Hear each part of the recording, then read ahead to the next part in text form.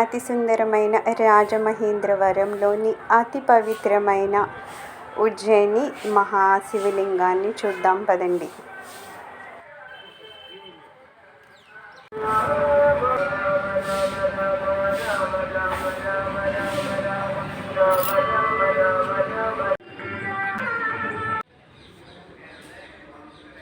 ఈ గుడి అతి విశాలమైంది. 4 వైపుల నుండి మనం శివ దర్శనం చేసుకోవచ్చు అన్నమాట. చాలా పెద్ద శివలింగం ఉంటుంది. దాన్ని 4 వైపుల నుంచి ద్వారాలు ఉంటాయి. 4 వైపులు ఎంతోమంది మూర్తులు మనకి కనబడుతున్నారు కదా, అలాగ ఎంతోమంది మూర్తులు ఉంటారనమాట చుట్టూ అంతాను. మీరు ఏ ద్వారం నుంచి అన్నా మనం వెళ్ళి ఆ స్వామివారి దర్శనం చేసుకోవచ్చు అనమాట. దీనికి ఇంకో ప్రత్యేకత ఏంటి అంటే, పగలు మనకి ఇలా బాగా కనిపిస్తుంది, అలాగే రాత్రిపూట బాగా లైటింగ్స్ అయి పెడతారు కాబట్టి అప్పుడు ఇంకా అందంగా కనిపిస్తుంది. కేవలం కిందనే భగవంతుడు ఉండకుండా ఆ స్వామి వేరేగా అదే రూపం ఆ పైన కూడా మనకి పెడుతూ ఉంటారనమాట. విశ్వాక్షుడు, వెంకటేశ్వర స్వామి, రాధాకృష్ణుడు, శ్రీ సీతారాములు, శ్రీ సత్యనారాయణ స్వామి, పంచముఖ ఆంజనేయ స్వామి, సుదర్శనమూర్తి, సూర్య భగవానుడు, విద్యాలక్ష్మి, సంతానలక్ష్మి, శ్రీ గజలక్ష్మి, శ్రీ ధనలక్ష్మి, శ్రీ ధాన్యలక్ష్మి, శ్రీ వీరలక్ష్మి, శ్రీ ఆదిలక్ష్మి, శ్రీ విజయలక్ష్మి,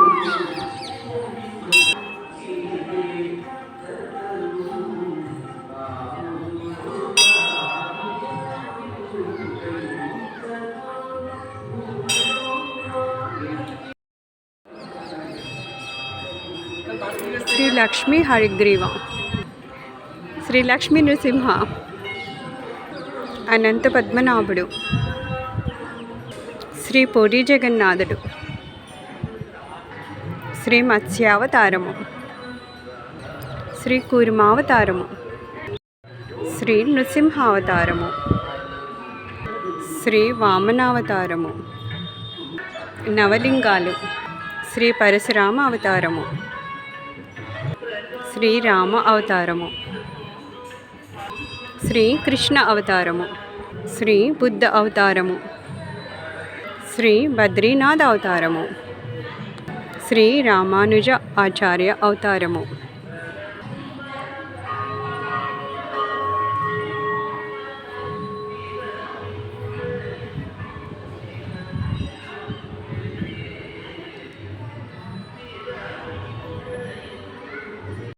శ్రీ గణేశ, శ్రీ సుబ్రహ్మణ్యేశ్వర స్వామి, శ్రీ అయ్యప్ప,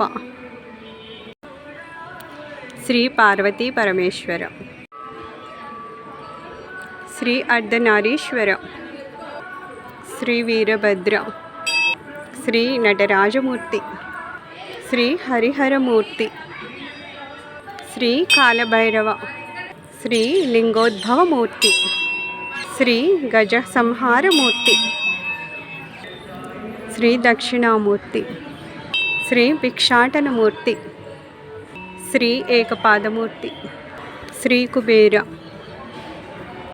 దేవి, శ్రీ బాలా త్రిపుర సుందరి, శ్రీ గాయత్రీదేవి, శ్రీ అన్నపూర్ణాదేవి, శ్రీ లలితా త్రిపుర సుందరి, శ్రీ మహాలక్ష్మి, శ్రీ మహాసరస్వతి, శ్రీ రాజరాజేశ్వరి, శ్రీ మహిషాసురమర్దిని, శ్రీ చక్రయంత్రం, శ్రీ గౌరీదేవి, శ్రీ జ్యేష్ఠాదేవి, శ్రీ వాసవి మాత, శ్రీ దత్తాత్రేయ స్వామి,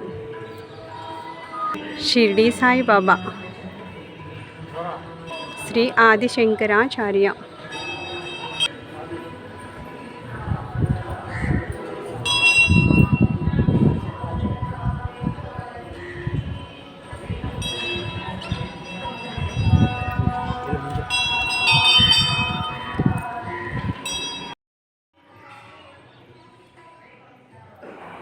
ఈ గుడిలో దీపస్తంభం కూడా ఉంది.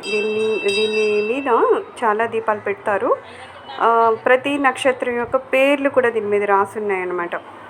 ఆ నక్షత్రాలు మనకి 27 ఉన్నాయి కదా, అలాగా ఆ నక్షత్రాల పేర్లు కూడా వీటి మీద రాసున్నాయి. ఇది మనం ఎంటర్ అవగానే స్వామివారు పక్కన నాగేంద్ర స్వామితో ఉంటారు.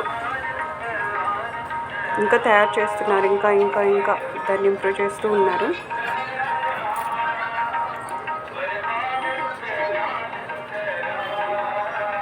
మనకి ఎదురుగుండానే శివుని రూపం కనిపిస్తుంది అన్నమాట. ఈ గుడిలోని ఇంకొక ప్రత్యేకత ఏంటంటే ఉజ్జయిని గుడి లాగానే ఇక్కడ కూడా భస్మాభిషేకం జరుగుతుంది.